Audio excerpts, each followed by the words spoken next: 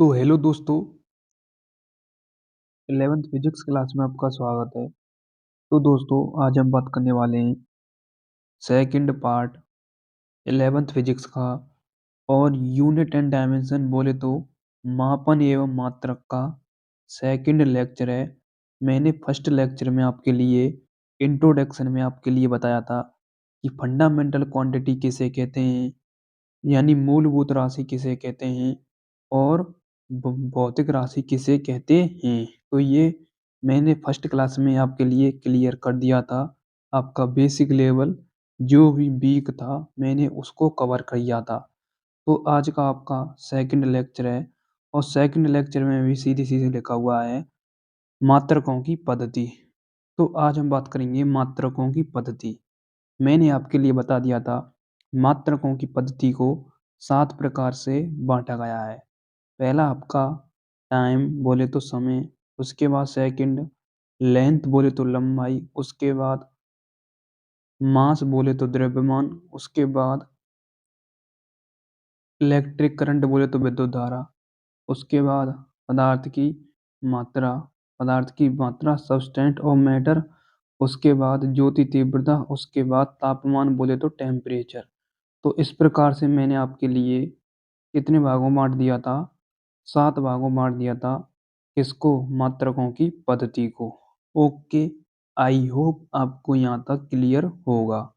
अब है आपका मात्रकों की पद्धति से कैसे विमा निकाली जाती हैं, उसी के बारे में आज मैं आपके लिए चर्चा करने वाला हूँ। अब देखो, मूलभूत मात्रक को मैंने बांटा था आपके साथ, जो भी मैंने आपके लिए बताया था कि 7 प्रकार के होते हैं मूलभूत मात्रक, जैसे टाइम, लेंथ, मास, इलेक्ट्रिक करंट, टेम्परेचर, ज्योति तीव्रता और पदार्थ की मात्रा। अब है आपका मात्रकों की पद्धति अंतरराष्ट्रीय आधार पर। तो देखो, मात्रक की पद्धति को अंतरराष्ट्रीय आधार पर वैसे 4 प्रकार से विभाजित किया गया है। 4 प्रकार में विभाजित किया गया है। ओके, कितने प्रकार में? 4 प्रकार में विभाजित किया गया है। ओके, तो देखो 4 प्रकार कौन कौन से हैं। सबसे पहले आपका सीजीएस, उसके बाद है आपका एमकेएस, उसके बाद है एफपीएस, उसके बाद है एसआई। अब देखो, सीजीएस पद्धति होती क्या है, हम समझते हैं सबसे पहले सीजीएस पद्धति को कि सीजीएस पद्धति क्या होती है। तो देखते जाइए। अब देखो, सीजीएस पद्धति होती क्या है, पहले हम समझते हैं सीजीएस पद्धति। आपका पहला शब्द दे रखा है सी जी एस। सी जी एस। अब देखो, सी का मतलब होता है सेंटीमीटर। क्या होता है? सेंटीमीटर। जी का मतलब होता है ग्राम। एस का मतलब होता है सेकंड। आई होप आपको क्लियर होगा। Centimetre, gram, second. C for centimetre, G for gram, S for second. बचपन की यादें ताजा। ओके, जैसे A for apple, B for boy, C for cat, D for dag. Dag नहीं, डॉग। उसी के आधार पर सी फोर कैट नहीं, C for centimetre, G for goat नहीं, ग्राम, एस फोर स्कूल नहीं, वो भी सेकंड। ओके, आई होप आपको यहाँ तक क्लियर होगा। उसके बाद नेक्स्ट। नेक्स्ट क्या कहता है, नेक्स्ट के बारे में हम बात करते हैं।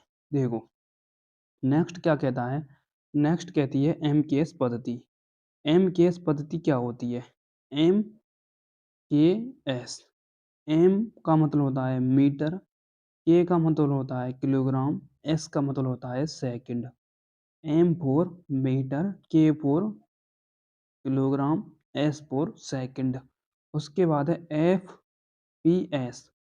F P S. अब देखो, एफ पी एस पद्धति क्या कहती है, हम बात करेंगे एफ पी एस पद्धति की। एफ फोर होता है फुट, पी फोर होता है पाउंड, एस फोर होता है second. F four foot, P four pound, S for second. अब देखो, आपने एक बात ऑब्जर्व की होगी कि सर सभी में कॉमन क्या आ रहा है। एक बात आपने ऑब्जर्व की होगी कि सर सभी में कॉमन आ रहा है एस एस एस, यानी सेकंड सेकंड सेकंड। तो आप यहाँ से एक क्वेश्चन में बना लो बापू लेवल का, यानी बापू लेवल का कॉन्सेप्ट के साथ एक क्वेश्चन बनेगा। जो कि आपके एग्जाम में पूछा जाएगा। चाहे आप एनडीए ले लो, चाहे आप नेवी ले लो, चाहे आप एयरफोर्स ले लो, चाहे आप आईसीजी ले लो, चाहे आप एफकेट ले लो, चाहे आप सीजीएल ले लो, चाहे आप सीएचएस ले लो, चाहे आप एसएससी ले लो, चाहे आप एफकेट या सीडीएस ले लो। कोई सा भी एग्जाम ले लो जहाँ पर फिजिक्स आएगी, यूनिट एंड डायमेंशन से पक्का एक क्वेश्चन 101% श्योर फंसेगा ही फंसेगा। एयरफोर्स में पूछा भी गया है 2022 के इनटेक में। तो देखो कि ऐसा कौन सा मात्रक है जिसकी बापू लेवल से दादागिरी चलती है सभी मात्रकों में। देखो कौन सा है, वो है सेकंड। बोले तो समय का मात्रक सेकंड, यानी सभी पद्धति, चारों पद्धतियों में इसका मात्रक सेम होता है। सेकंड सेकंड सेकंड, चेंज होने का नाम ही नहीं लेता है। देखो चाहे आप एफपीएस ले लो, चाहे आप सीजीएस ले लो, चाहे आप एमकेएस ले लो, सभी में सेकंड है। देखो पिछला शब्द सेकंड सेकंड सेकंड, तो चारों पद्धतियों में सेकंड सेकंड सेकंड होता है। किसका? टाइम का मात्रक। बोले तो समय का मात्रक होता है, क्या होता है? समय का मात्रक होता है सेकंड। क्या होता है? सेकंड। ओके, ये सभी में चलता है। आई होप आपको यहाँ तक क्लियर होगा। एक क्वेश्चन मैंने आपके लिए बना दिया है। अब मैं चलता हूँ नेक्स्ट कॉन्सेप्ट की तरफ। देखो एक और पद्धति आती है एसआई पद्धति। एसआई पद्धति जैसे बल का मात्रक, एसआई पद्धति में पूछ ले आपसे, तो एसआई पद्धति में होता है न्यूटन। ये इसकी एसआई पद्धति होती है। वैसे आपको मुख्य रूप से ये पद्धति याद रखनी है जो मैंने आपके लिए बताई है, जैसे एमकेएस पद्धति और सीजीएस पद्धति और एफपीएस पद्धति। ओके, अब आता है आपके लिए एक इम्पोर्टेंट फैक्ट के साथ नोट पॉइंट। नोट पॉइंट क्या कहता है ये? नोट पॉइंट क्या कहता है? तो नोट पॉइंट क्या कहता है इसको भी हम समझते हैं, ये नोट पॉइंट क्या कहता है। तो देखो नोट पॉइंट को भी समझते हैं हम क्या कहता है। आपके लिए नोट पॉइंट में सबसे पहले दे रखा है, पहला पॉइंट है क्रमश संख्या, उसके बाद है मूल राशि यानी फंडामेंटल क्वांटिटी, उसके बाद है इंटरनेशनल यूनिट, उसके बाद है इंटरनेशनल प्रतीक, उसके बाद है डायमेंशन सिंबल यानी विमीय संकेत, अंतरराष्ट्रीय मात्रक, अंतरराष्ट्रीय प्रतीक और मूल राशि और क्रमश संख्या। अब देखो सबसे पहले आपके लिए दे रखा है मूल राशि में, आपके लिए दे रखा है फर्स्ट। फर्स्ट में क्या दे रखा है? मूल राशि में द्रव्यमान। द्रव्यमान, यदि हम द्रव्यमान का मात्रक देखें तो किलोग्राम होता है, और इसका प्रतीक देखें तो केजी होता है। क्या होता है? केजी। ओके, और इसका संकेत देखें तो ये होता है एम। द्रव्यमान बोले तो मास, इसे इंग्लिश में कहते हैं mass. Mass is a real quantity. अब देखो द्रव्यमान क्या होता है? किसी पदार्थ में निहित पदार्थ की मात्रा ही क्या कहलाती है? द्रव्यमान कहलाती है। क्या कहलाती है? किसी पदार्थ में निहित द्रव्यमान की मात्रा ही क्या कहलाती है? द्रव्यमान कहलाती है। ओके, आई होप आपको यहाँ तक क्लियर होगा। जितना मतलब जितना किसी वस्तु में वेट होगा वही आपका क्या कहलाएगा? मास कहलाएगा। मास इज अ फंडामेंटल क्वांटिटी। ये कैसी क्वांटिटी है? फंडामेंटल क्वांटिटी है। ओके, इसका सिंबल क्या होता है? एम होता है। आई होप क्लियर होगा। उसके बाद है लेंथ। लेंथ का मात्रक क्या होता है? मीटर। प्रतीक एम होता है, और संकेत क्या होता है इसका? एल। एल को क्या कहते हैं? लेंथ, इसलिए इसका संकेत क्या है? एल। उसके बाद है समय। समय सेकंड। सेकंड और संकेत भी क्या होता है? T for time. ओके, यहाँ तक आपको क्लियर होगा। उसके बाद है next electric current. Electric current का क्या होता है? एम्पियर। ए इसका प्रतीक चिन्ह है, और उसके बाद ए भी इसका क्या है? संकेत है। उसके बाद ताप केल्विन। केल्विन कभी कभी इसे थीटा से भी रिप्रेजेंट किया जाता है। ओके, थीटा से भी रिप्रेजेंट किया जाता है। यहाँ तक क्लियर। उसके बाद है नेक्स्ट। नेक्स्ट क्या दे रखा है? पदार्थ की मात्रा। पदार्थ की मात्रा मोल। मोल मोल। उसके बाद है ज्योति तीव्रता, कैंडेला। सीडी। सीडी। सीडी इसका क्या होता है? संकेत होता है। अब देखो कि सर विमीय सूत्र कौन कौन सी राशि से निकाला जाता है वो भी तो बताइए, तभी हमें पता चलेगा कि ये राशि पढ़कर हमें क्या मिला क्या नहीं मिला। तो देखो मैं आपके लिए बता देता हूँ मेरे प्यारों दोस्तों, जो भी मेरे बहन भाई इस वीडियो को देख रहे हैं लास्ट तक बने रहें मेरे साथ और प्यार बनाए रखें। तो देखो आपका पहला दे रखा है लंबाई, द्रव्यमान और टाइम। एम एल टी, ये 3 ऐसे शब्द हैं, इसी की हेल्प से हम विमा ज्ञात करते हैं। क्या ज्ञात करते हैं? विमा ज्ञात करते हैं, विमीय सूत्र निकालते हैं। वो मैं आगे की स्लाइड में बताऊंगा आपके लिए कि विमीय सूत्र कैसे निकाले जाते हैं। फिलहाल तो आप गैस ना बनाएं, गैस को दबाए रखना, नहीं तो आगे एक परिवार की चाय बन जाएगी। मतलब गैस को दबाए रखना वहीं की वहीं, मतलब लीक ना हो जाए वो गैस। ओके, लीक हो गई तो आपकी समझ में ना ही आएगा।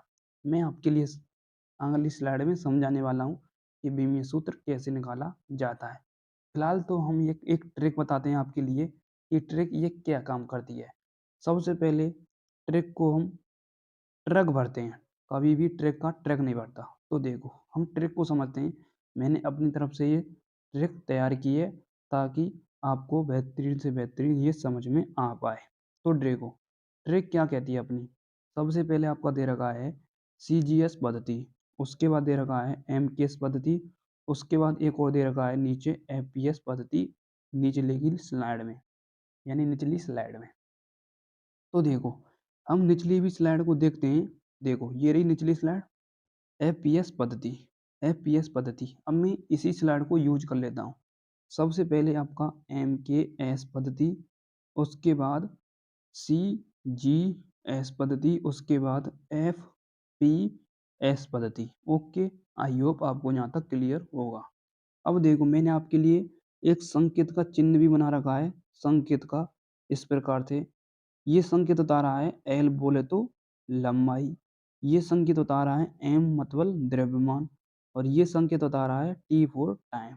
अब देखो मैंने आपके लिए ये स्लाइड बहुत ही मजबूती के साथ तैयार की है, क्योंकि आपका यहाँ से आप एक एक का मात्रक निकाल सकते हैं, वो भी हाथों पर। तो देखो किस प्रकार से। सबसे पहले ये आपका खाना है ना, ये खाना किसका है? ये खाना है किसका? लंबाई का। किसका है? लंबाई का। तो मैं इसको नाम दे देता हूँ, इस खाने को दे देता हूँ लंबाई का खाना, बोले तो एल। और ये आपका सेकंड खाना है ना, सेकंड खाना, इस प्रकार का ये सेकंड खाना, ये किसको सौंप देता हूँ मैं? ये मैं सौंप देता हूँ किसको? बोले तो मास को, बोले तो द्रव्यमान को। ओके, यहाँ तक आपको क्लियर होगा, ठीक है। ओके, ये किसका है? एम का, बोले तो मास का। और ये आपका लास्ट खाना किसका है? ये लास्ट खाना है टाइम का, यानी तीनों पद्धतियों में टाइम का मात्रक सेकंड सेम होता है। अब देखो यदि आपसे पूछे कोई भी बंदा, कोई भी गैल चलता हुआ बंदा आपसे सवाल जवाब करे, तो आपको 1 सेकंड के अंतर्गत उसके मुंह पर कैसे जवाब देना है देखते जाइए। यदि आपसे पूछ ले कोई भी बंदा कि लंबाई का मुझे CGS पद्धति में मात्रक बता दे भाई क्या होता है, तो आप सबसे पहले जाएंगे CGS पद्धति के क्रॉस पर। ये है CGS पद्धति का क्रॉस, ठीक है। और लंबाई का खाना दे रखा है ये दे रखा है लंबाई का खाना।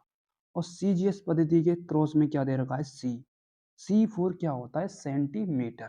तो आप उसके मुंह पर जवाब दे सकते हैं कि लंबाई का मात्रक CGS पद्धति में सेंटीमीटर होता है। ओके, यदि आपसे पूछ ले वो बंदा कि मुझे तू बता दे भाई साहब FPS पद्धति बता दे, तो FPS पद्धति में आप चुटकियों में बता देंगे, जो कि क्या दे रखा है? क्या दे रखा है? F बोले तो फुट।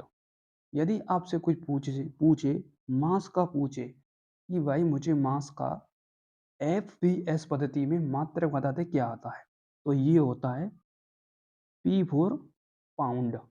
यदि आपसे पूछे MKS पद्धति में मास का मात्रक क्या होता है, तो किलोग्राम। जहाँ पर आपको बात करे वही क्रॉस पर जाना है। जैसे द्रव्यमान की बात करे, द्रव्यमान की बात कर रहा है, बोले तो मास की, तो इस खाने पर अटैक कर देना है।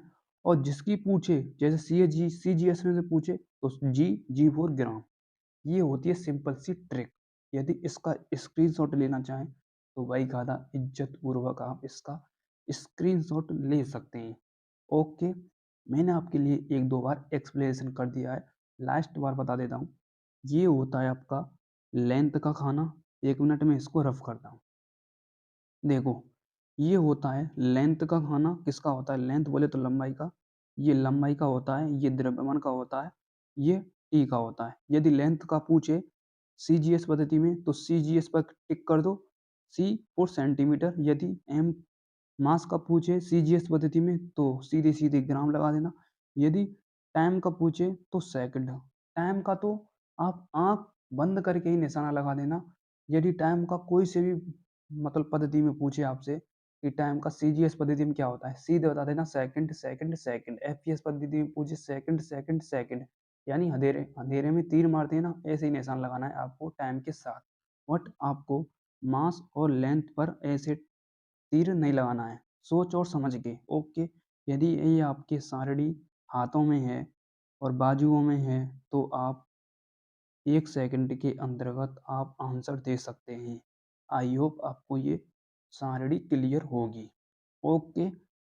अब मैं आपको बताता हूँ एक फॉर्मूला और उसका विमीय सूत्र। देखो, एक फॉर्मूला लेकर आया हूँ मैं। फॉर्मूला है आपका प्यारा सा बल का। बल को इंग्लिश में कहते हैं फोर्स, जिसे रिप्रेजेंट करते हैं एफ से। किससे रिप्रेजेंट करते हैं? एफ से। उसका फॉर्मूला होता है द्रव्यमान बट्टे आयतन, यानी एफ बराबर में एम ए। एफ बराबर में एम ए। अब देखो, मैंने आपके लिए 3 शब्द बताए थे, एम एल टी। वैसे भी मैं स्पेशल क्लास लेकर आऊँगा कि विमीय सूत्र कैसे निकाले जाते हैं, वो भी ट्रिक के साथ।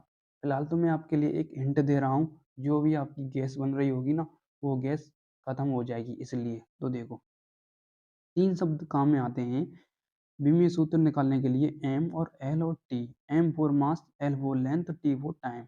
यहाँ तक क्लियर? अब देखो, सबसे पहले आपका दे रखा है द्रव्यमान, तो मैं एम लिख लूँ, कोई दिक्कत? तो देखो, एम का कोई भी फॉर्मूला नहीं होता, द्रव्यमान का कोई फॉर्मूला नहीं होता है, इसलिए मैं यहाँ एक घात लिख लूँ, कोई दिक्कत नहीं है। एक की कोई वैल्यू भी होती नहीं है। उसके बाद है त्वरण। त्वरण का फॉर्मूला क्या होता है, और मैंने फॉर्मूले की एक क्या लिखा दी है, मतलब प्लेलिस्ट भी, मतलब एक वीडियो भी बना दूंगा मैं आपके लिए। बट मैंने मात्रक की वीडियो बना दी है कि त्वरण का मात्रक क्या होता है और बल का मात्रक क्या होता है, वो भी डिस्क्रिप्शन में लिंक डली हुई है, जल्दी से जल्दी जाकर देखें। और पूरे 50 के 50 मात्रक मैंने आपके लिए बताए हैं, एक एक इम्पोर्टेंट के मात्रक के हिसाब से, कि लेंस की क्षमता का मात्रक क्या होता है, बल का मात्रक क्या होता है, ऊर्जा का मात्रक क्या होता है, जूल। तो इस प्रकार से मैंने 50 प्लस मात्रक एक ही स्लाइड में कवर किए हैं, जल्दी से जल्दी जाकर देखें, डिस्क्रिप्शन में लिंक डली हुई है। ओके। अब मैं अपने टॉपिक पर आता हूँ, अपना टॉपिक क्या कहता है। उसके बाद आता है त्वरण। त्वरण को इंग्लिश में कहते हैं एक्सेलरेशन। एक्सेलरेशन क्या होता है? एक्सेलरेशन होता है वेग में परिवर्तन अपॉन में समय। ओके, यहाँ तक क्लियर? ये उसका होता है फॉर्मूला, इसका एक्सेलरेशन का, बोले तो त्वरण का। अब देखो, अब मैं एक ही स्लाइड पर कवर करूंगा इसी के साथ में। अब देखो, वेग का फॉर्मूला, मतलब त्वरण का फॉर्मूला, वेग, वेग में परिवर्तन बट्टे समय। अब देखो, मैं एम वन लिख लूँ यहाँ पर, कोई दिक्कत? M one. वेग का फॉर्मूला क्या होता है? वेग का फॉर्मूला होता है विस्थापन बट्टे समय, इसलिए मैं कह सकता हूँ विस्थापन अपॉन में समय का होल स्क्वायर। क्योंकि त्वरण का फॉर्मूला क्या आया था? त्वरण का फॉर्मूला आया था वेग अपॉन में समय। तो वेग का फॉर्मूला क्या होता है? वेग का फॉर्मूला क्या होता है? विस्थापन बट्टे समय, इसलिए विस्थापन अपॉन में समय का होल स्क्वायर। सिंपल सी बात है। ओके, यहाँ तक क्लियर? अब देखो किस प्रकार से मैं आपके लिए इसका विमीय सूत्र निकालता हूँ। विस्थापन का क्या होता है? विस्थापन का होता है L1। उसके बाद समय का क्या होता है? टी की पावर इनवर्स। टी की पावर इनवर्स जैसे ही पॉजिटिव से नेगेटिव जाएगी तो ये हो जाएगा टी माइनस का 2। टी माइनस का 2, इसलिए इसे बड़े कोष्टक के साथ इज्जतपूर्वक बंद कर दो। इस प्रकार से टी माइनस का 2 यहाँ पर लिख दो, टी माइनस का 2, और इसे कोष्टक में बंद किया जाता है ताकि इसे कोई भी चींटी ना लगे। मतलब एक मिठाई के डिब्बे को, मतलब मिठाई को जैसे डिब्बे में पैक किया जाता है डिब्बे में, तो इस प्रकार से इसका कोष्टक भी लगाया जाता है, इस प्रकार से। ओके, इस प्रकार से इसका कोष्टक लगाया जाता है। यहाँ तक क्लियर? इसलिए बल का फॉर्मूला होता है M1 L1 T माइनस का 2। ओके, आई होप आपको यहाँ तक क्लियर होगा। उसके बाद आता है सप्लीमेंट्री एंगल। सप्लीमेंट्री एंगल यानी पूरक कोण क्या होता है? पूरक कोण क्या होता है? पूरक कोण के बारे में भी हम समझते हैं कि पूरक कोण क्या कहता है। ओके, आई होप आपको यहाँ तक जो मैंने आपके लिए समझाया है वो एकदम क्लियर हो गया होगा। अब देखो, पूरक कोण में हमें पढ़ने हैं 2 मात्रक। एक होता है रेडियन, एक होता है स्टेरेडियन। रेडियन होता है समतल कोण का मात्रक, समतल कोण का मात्रक, समतल कोण का मात्रक। और स्टेरेडियन होता है घन कोण का मात्रक। वो हम अगली स्लाइड में कवर करेंगे। सबसे पहले हम पढ़ते हैं रेडियन क्या होता है। रेडियन यही एक समतल कोण का, यहाँ पर अकाउंट लग गया, ये गलत टाइपिंग हो गई है, यहाँ पर कोण लग लेना, कोण, एंगल, यानी समतल कोण का मात्रक होता है कौन, रेडियन। ओके, आई होप आपको यहाँ तक क्लियर होगा। अब हम इसकी डेफिनेशन देखते हैं। डेफिनेशन क्या कहती है। एक रेडियन वह कोण है जो वृत्त की त्रिज्या के चाप के बराबर वृत्त के केंद्र पर अंतरित करता है। अब देखो, हम इसे डायग्राम की हेल्प से समझते हैं। मैं आपके लिए डायग्राम भी लेकर आया हूँ भाई कादा, इज्जत पूर्वक, ताकि आपको बेहतर से बेहतर ये टॉपिक मक्खन हो पाए। ये आपका दे रखा है वृत्त। मैंने यहाँ पर मान लिया, जैसे मैं आपके लिए एक वृत्त भी बना देता हूँ इस प्रकार से। एक मिनट, ये कुल्फी सी बना देता हूँ मैं इसको समझाने के लिए। देखो, ये हो गया एक वृत्त, इंपोर्टेंट वृत्त के साथ मैं आपको क्लियर करता हूँ। ये इसकी होती है रेडियस, बोले तो त्रिज्या, ठीक है। और ये होता है एंगल, ये इसकी होती है दूरी, बोले तो डी एस में मान लेता हूँ, कोई दिक्कत। ये इसकी होती है रेडियस यानी त्रिज्या, और ये इसकी भी त्रिज्या होती है। और इसके द्वारा बनाया गया ये क्या होता है, एंगल, बोले तो कोण होता है। और ये इसकी क्या होती है, दूरी होती है। मैं इसको नाम दे देता हूँ पॉइंट ए। क्या दे देता हूँ, पॉइंट ए दे देता हूँ। देन ओरिजिन मूल बिंदु ओ, इसको नाम दे देता हूँ मैं ए, इसको नाम दे देता हूँ मैं बी। ओ से ए तक की दूरी कितनी है, आर, और ओ से बी तक की दूरी कितनी है, आर। टोटल दूरी हम समारे तो 2r हो गई वैसे समारे तो। अब देखो आगे समझते हैं हम। इसे समझने के लिए आगे हमें क्या करना होगा। अब देखो, एक फॉर्मूला होता है एंगल का, आर्क अपॉन में रेडियस, यानी कोण बराबर में चाप बट्टे त्रिज्या, जो कि 9th क्लास से आप पढ़ते आ रहे हैं। कोण का फॉर्मूला चाप बट्टे त्रिज्या। ओके, क्या होता है, चाप बट्टे त्रिज्या। किसका होता है, ये होता है एंगल का फॉर्मूला। किसका होता है, एंगल का फॉर्मूला होता है। ओके, कोण बराबर में चाप बट्टे रेडियस। ओके, यानी एंगल बराबर में आर्क अपॉन में रेडियस। ओके, आई होप आपको यहाँ तक क्लियर होगा, ठीक है। अब देखो अगली स्लाइड को हम कवर करते हैं, स्टेरेडियन की स्लाइड को। स्टेरेडियन क्या कहता है। स्टेरेडियन का मात्रक मैंने आपके लिए बताया था। स्टेरेडियन का होता है घन कोण का मात्रक होता है ये स्टेरेडियन, घन कोण का, सॉलिड एंगल का। ओके, यहाँ तक क्लियर, आई होप आपको यहाँ तक क्लियर होगा। वो किसका था, रेडियन किसका था, प्लेन एंगल का, बोले तो समतल कोण का। और स्टेरेडियन किसका है, स्टेरेडियन है घन कोण का मात्रक। ओके, अब देखो आगे चलते हैं हम। आगे स्लाइड क्या कहती है इसके बारे में। इसके बारे में स्लाइड सीधे सीधे कहती है स्टेरेडियन के बारे में। स्टेरेडियन के बारे में क्या कहती है, पहले डेफिनेशन को पढ़िए। किसी गोलीय पृष्ठ द्वारा उसके केंद्र पर अंतरित कोण धन कोण लेके आया है घन कोण की जगह पर। सॉरी, कोई बात नहीं, मतलब टाइपिंग में हो ही जाता है। पहले मैं आपके लिए टाइपिंग करता हूँ, फिर मैं आपके लिए एक बार उसको पढ़ाता हूँ, तो बहुत ही मतलब हार्ड वर्क होता जाता है अपने आप में। तो अब समझिए कितना हार्ड वर्क होता है। ओके, तो घन कोण कहलाता है किसी गोलीय पृष्ठ द्वारा उसके केंद्र पर अंतरित कोण क्या कहलाता है, घन कोण कहलाता है। धन कोण की जगह पर घन कोण लिख लेना। इसे हम किससे रिप्रेजेंट करते हैं, इससे हम ओमेगा से रिप्रेजेंट करते हैं। ओमेगा इस प्रकार का इसका सिंबल होता है, ओमेगा, ओमेगा। ओके, यहाँ तक क्लियर। अब देखो ये इसका क्या दे रखा है, डायग्राम दे रखा है इज्जत पूर्वक। अब हम डायग्राम को समझते हैं भाई का था इज्जत पूर्वक। ओके, देखो ये क्या है, ये कुल्फी है। क्या है ये, कुल्फी है ये। क्या है ये, कुल्फी। कुल्फी बनाते हैं पहले, गर्मियों का मौसम आ गया। ये इसकी क्या है, कुल्फी। अब देखो ये ना है, ये आपको दिख रहा है, ये बुर्जी सी दिख रही है, ये इसका क्या है, अभिलंब पृष्ठ क्षेत्रफल है।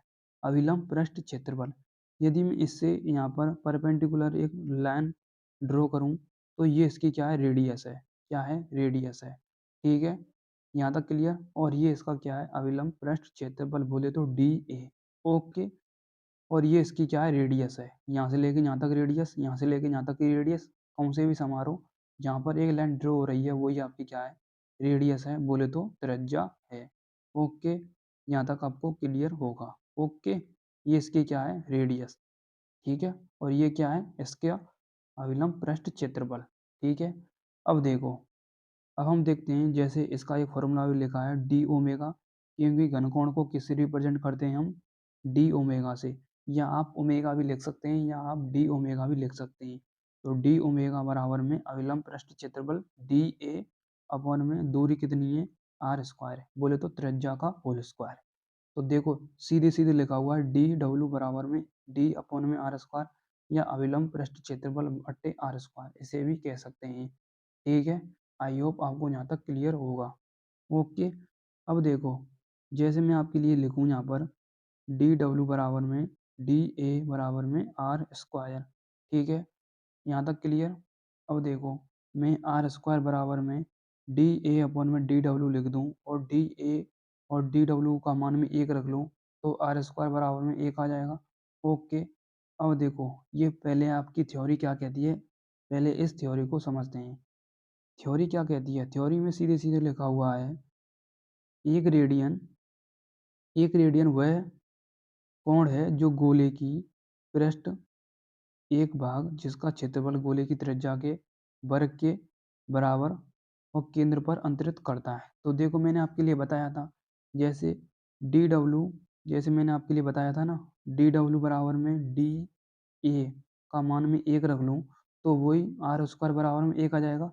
और देखो ये इसका क्या है, होल स्क्वायर, होल स्क्वायर किसके बराबर है, एक, एक के बराबर है। तो ये कह रहा है एक रेडियन वह कोण है जो गोले के पृष्ठ उसका भाग क्षेत्रफल गोले की त्रिज्या के वर्ग के बराबर गोले के केंद्र पर अंतरित करता है। ये सिंपल सी इसकी कहानी, यानी हम इसे भी लिख सकते हैं आर स्क्वायर बराबर में एक। ओके, जब डी डब्ल्यू और डी ए की वैल्यू कितनी है, एक हो। ओके, यहाँ तक क्लियर, आई होप आपको क्लियर होगा। अब है आपके रोज डेली लाइफ में यूज होने वाले कुछ मात्रक इम्पोर्टेंट, तो देखो इनको भी हम कवर करते हैं इसी स्लाइड के अंतर्गत। तो देखो कुछ डेली यूज में, मतलब कुछ डेली लाइफ में यूज होने वाले कुछ मात्रक हैं। जैसे आपके लिए दे रखा है एक फर्मी, एक फर्मी क्या होता है, एक एंगस्ट्रॉम क्या होता है, एक माइक्रोन क्या होता है, एक पारसेक क्या होता है, एक प्रकाश वर्ष क्या होता है, एक खगोलीय मात्रक क्या होता है। तो इनके बारे में हम समझते हैं। देखो एक फर्मी होता है 10⁻⁻14 मीटर। ठीक है, आपने सुना होगा pico nano micro milli centi deci deca hecto kilo mega giga tera peta heta. तो ये हैं कुछ इंपॉर्टेंट मात्रक जो कि मैं अगली क्लास के अंतर्गत ऐड कर दूंगा स्लाइड में। पहले आपको ये कवर होना जरूरी है। क्या जरूरी है, यहाँ पर 5 आएगा, सॉरी यहाँ पर 5 आएगा 10⁻⁻15 मीटर। ठीक है, ये आपको न्यूक्लियर चैप्टर में भी पढ़ने को मिलेगा। ठीक है, ये नाभिक की त्रिज्या भी होती है 10⁻⁻15। नाभिक की त्रिज्या, जो नाभिक का आकार होता है ना 10⁻⁻15, और परमाणु का आकार कितना होता है 10⁻10। इसे हम एक एंगस्ट्रॉम भी कहते हैं। ओके, यहाँ तक क्लियर। एक फर्मी कितना होता है, एक फर्मी होता है 10⁻⁻ का कितना होता है 15, और एक एंगस्ट्रॉम कितना होता है 10⁻10 एंगस्ट्रॉम। ओके, उसके बाद एक माइक्रो। अब देखो पहले आता है आपका पिको, फिर आता है आपका माइक्रो। तो एक माइक्रो होता है, एक माइक्रो होता है 10⁻6, और एक पिको होता है 10⁻12। ये होता है पिको, ये होता है माइक्रो। माइक्रो का सिंबल कैसा होता है, माइक्रो का सिंबल होता है ऐसा। ओके, यहाँ तक क्लियर। उसके बाद आता है एक लाइट ईयर, बोले तो प्रकाश वर्ष। प्रकाश वर्ष की वैल्यू कितनी होती है, प्रकाश वर्ष की होती है 9.4 इंटू 10⁻15 मीटर। लिख लेना, ऐड कर लेना इन वैल्यूओं को, एग्जाम में पूछी जाती है, पता भी नहीं चलता कब के मारे कब पूछ लिया गया। इसकी वैल्यू कितनी लगाई है मैंने आपके लिए, 9.4 इंटू 10⁻15 मीटर। ओके, जो कि प्लस में है, लिख लेना इसको। ओके, उसके बाद नेक्स्ट, नेक्स्ट आपके लिए क्या दे रखा है, नेक्स्ट दे रखा है पारसेक। पारसेक की वैल्यू होती है 3.2 light year, 3.2 light year, 3.2 light year. उसके बाद है खगोलीय मात्रक।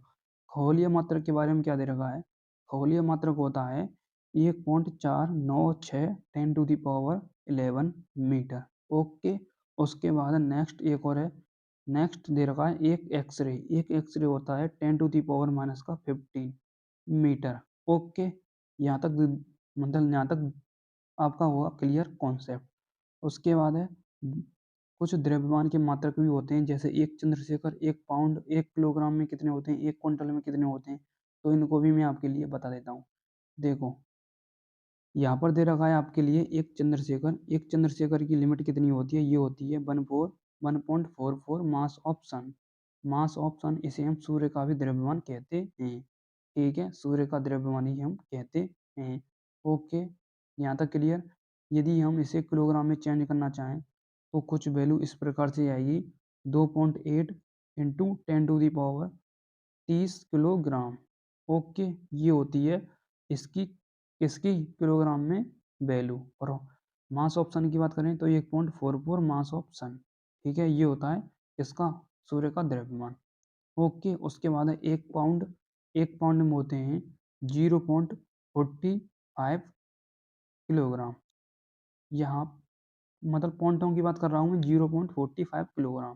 ठीक है, और एग्जैक्ट वैल्यू इसकी आती है, एग्जैक्ट वैल्यू आती है इसकी 0.4535 किलोग्राम। ओके, और एक आता है आपका 1 क्विंटल। 1 क्विंटल में कितने होते हैं, जैसे 1 क्विंटल में होते हैं आपके लिए 100 किलोग्राम, आप लोग को पता ही होगा, ये तो आप मतलब शुरू से ही पढ़ते आ रहे हैं। और एक स्कल स्कल की भी वैल्यू आती है, स्कल स्लग है वो, स्लग की वैल्यू भी आती है। इसकी वैल्यू होती है 14.57 किलोग्राम। ये है आपका कॉन्सेप्ट आज का। तो आज का कॉन्सेप्ट आपको कितना अच्छा लगा, मैंने एक एक स्लाइड के साथ कवर कर दिया है। रेडियन और स्टेरेडियन में कवर कर दिया है। उसके बाद मैंने आपके लिए इस प्रकार की सारणी भी मतलब 7 प्रकार के जो आपके फंडामेंटल यूनिट थी उसको भी क्लियर कर दिया है। उसके बाद मैंने आपके लिए मात्रकों की पद्धति में जो आपका दे रखा है मात्रकों की पद्धति, वो भी आपके लिए क्लियर हो चुका है। अब देखो, आपका ये काम है, शिद्दत पूर्वक आपको मेरे लिए एक कमेंट करना है प्यारा सा, वो भी कमेंट के सहारे। ओके, कमेंट करना है आपको लास्ट में आकर के कि आपको ये क्लास कैसी लगी, और ज़्यादा से ज़्यादा इसको क्लास को शेयर करना है।